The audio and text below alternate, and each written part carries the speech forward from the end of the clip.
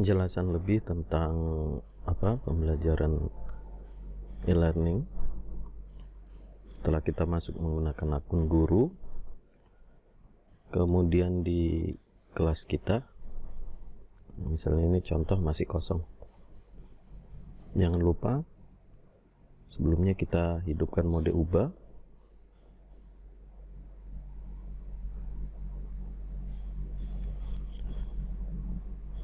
Ini pengumuman ini untuk menjelaskan keseluruhan dari pembelajaran yang kita buat di kelas tersebut.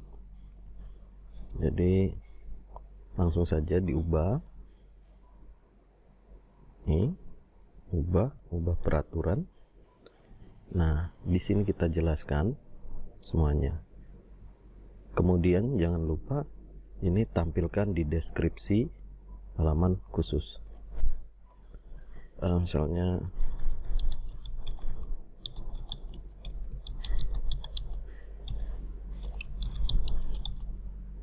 intinya penjelasannya aja ini kita tampilkan, kemudian simpan dan kembali ke kursus.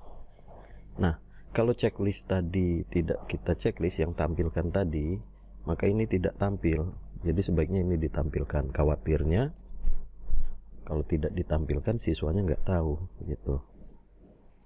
Jadi kalau nggak ditampilkan itu harus diklik dulu pengumumannya. Nah ini makanya harus ditampilkan. Kemudian kita akan menambahkan materi.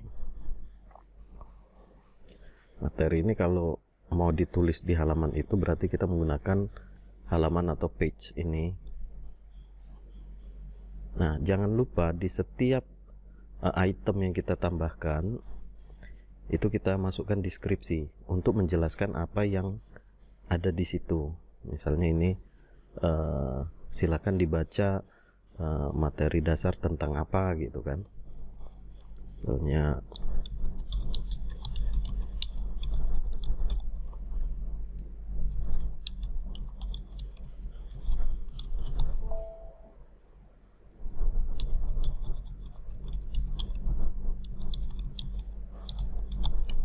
intinya kurang lebih seperti ini.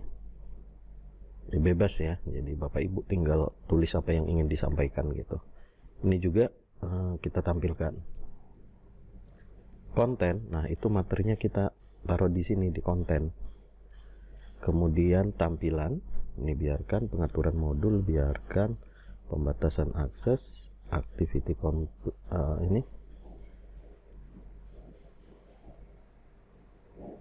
ini kita standarkan saja. Itu nanti ada di layar siswa itu jika dia sudah di checklist gitu.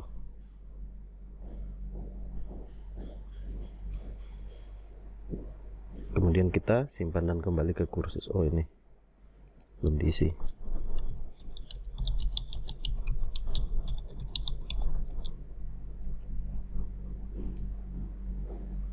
Nah, ini ada satu nih.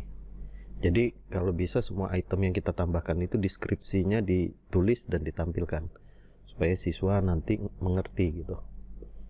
Terus kedua, seperti biasa yang kayak kemarin, kalau kita mau menambahkan file ya kan, atau quiz juga sama.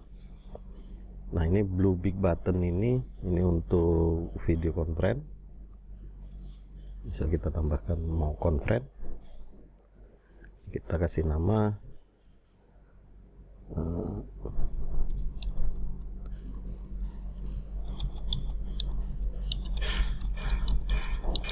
bisa tatap muka online. Kalau ini menggunakan jadwal bisa.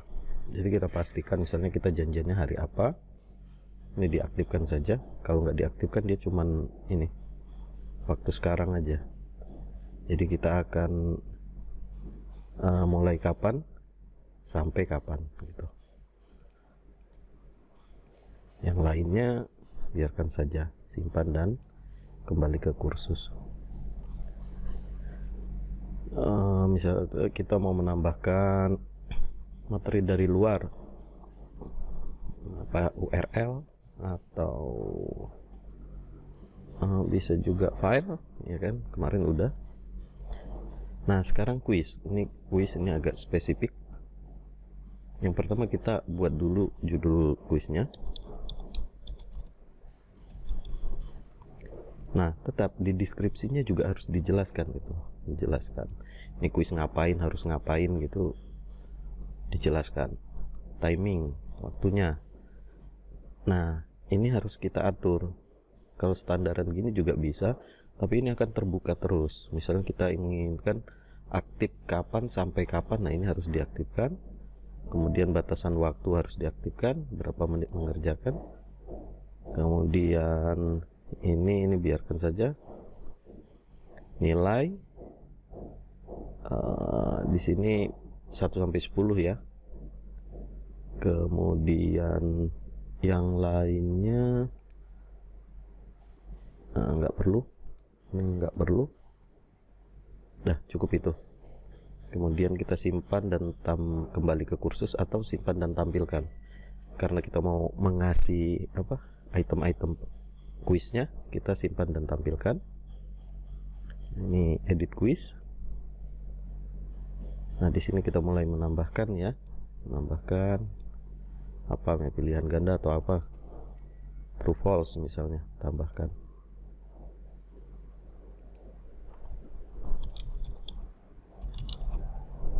Nah ini apa, kita bisa, tadi kan secara garis besarnya latihan. Nah di sini lebih spesifik tentang kuis bahasannya apa gitu. Ini soal, kemudian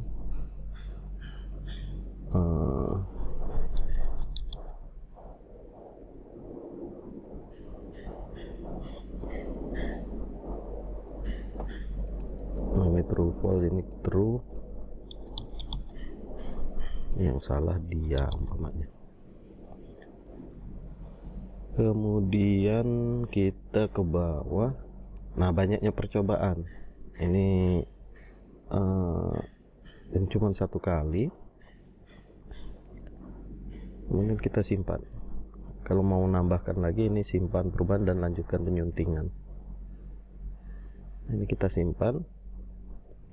Kita kembali ke sini, coba kita lihat dulu yang kuis latihan tadi. Ubah pengaturan.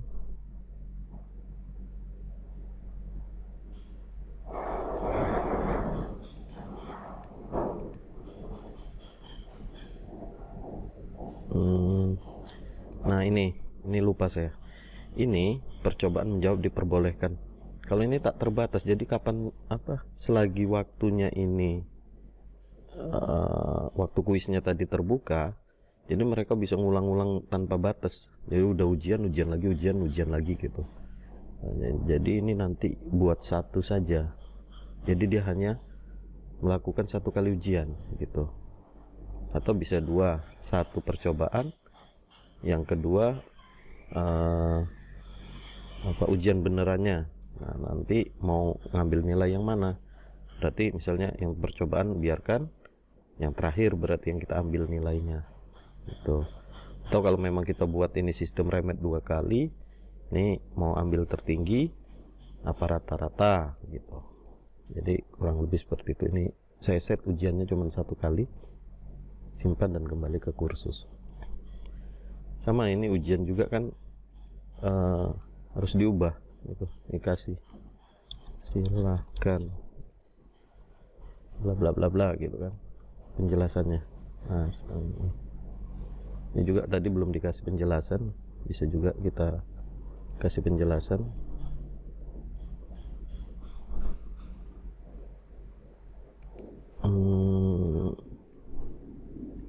Oh nggak ada di sini, nggak ada ininya, deskripsinya nggak ada. Kemudian nah bentuk tugas itu juga ada yang sifatnya tugas portofolio. Jadi si siswa si siswa yang mengumpulkan.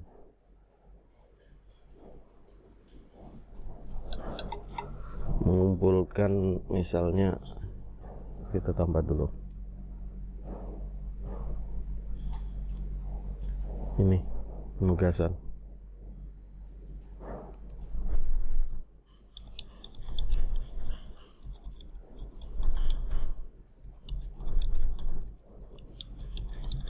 Deskripsi jangan lupa, ini jangan lupa.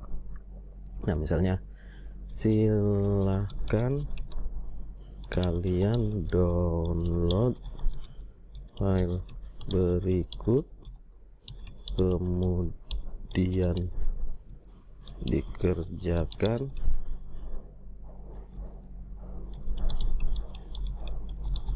dan disimpan dengan nama masing-masing, selanjutnya diupload ke sini.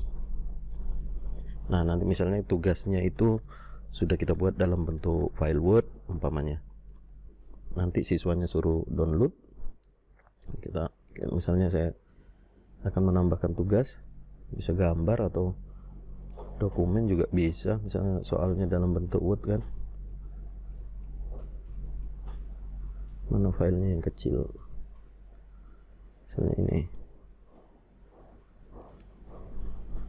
Nah, izinkan kiriman dari, ya kan, dari kapan, misalnya seminggu nih, kan ini pelajaran 19 sampai 25, ya udah kita atur, ya kan, dari 19,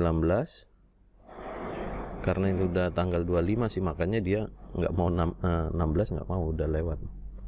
Kemudian batas waktunya sampai kapan, berarti sampai 25. Batas akhir, nah misalnya tanggal 25, tanggal berapa nih, 25 ya, ini di sini kan tanggal 1, tanggal 1 ini biarkan aja, remind me to grade by. Nah, ini pengingat kita untuk mengoreksi gitu loh. Bagusnya ya 1 hari setelah batas akhir aja settingannya. Always show description, ya kan. Kemudian submission test. Di sini ini siswanya nanti ngapain gitu. Misalnya dia harus cuman mengirimkan, misalnya link tugasnya ditaruh sama mereka, ditaruh di Google Drive, nanti link Google Drive-nya dikirim ke kita, itu berarti kita pakai teks daring, ya kan. Tapi karena kita mau menerimanya dalam bentuk berkas, ya kan, karena kita minta file tadi, file yang ini kan mereka download, mereka kerjakan, kasih nama mereka, kemudian mereka upload ulang, maka kita pilih pengiriman berkas. Batasnya berapa misalnya, ini 20. Ini apa keterangannya? Jika mengirim berkas di akun, setiap siswa dapat mengunggah hingga jumlah berkas. Ini buat 1 aja ya, kecuali ini filenya ada banyak, misalnya ada 3 file yang mereka harus kerjakan, maka mereka harus mengunggah 3 file juga. Batasan maksimum ukuran ini 8 mega, ini cukup. Feedback type ini setelah mereka ngirim ada umpan baliknya atau tidak gitu kan. Komentar dalam baris tidak, ini bisa dinonaktifkan atau biarkan saja. Submission test required, klik the submit button.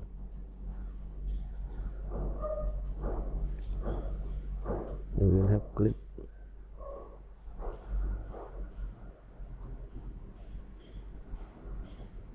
Oh, ini kalau misalnya kita aktifkan iya, maka setelah submit itu dianggap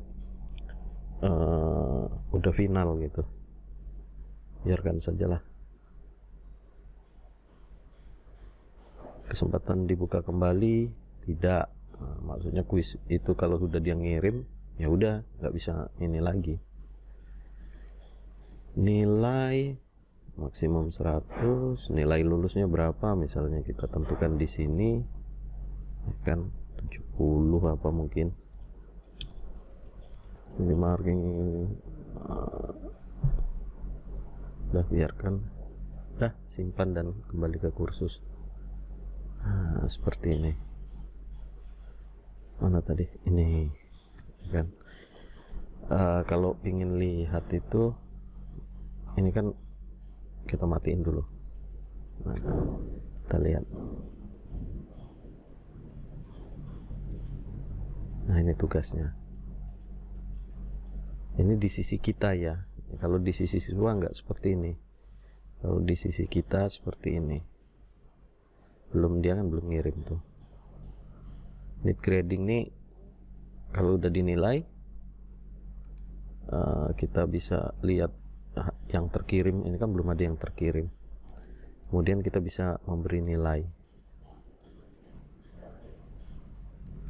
Ini belum ada karena belum ada yang mengerjakan. Oke, selanjutnya. Nah, udah ini dulu. Ini misalnya tadi ternyata materi minggu ini sama minggu ini masih sama, cuman di sini ada tugas gitu. Misalnya materinya, biar siswanya nggak bingung mau nyalin materi ini yang ada di sini kemari, itu mudah.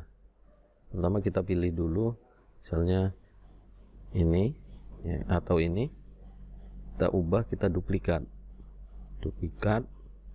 Nah, ini kan kita tarik ke bawah. Nah, gitu. Baiklah, penjelasan ini tentang kursusnya cukup. Nanti kita lanjut pendalaman tentang absen. Terima kasih.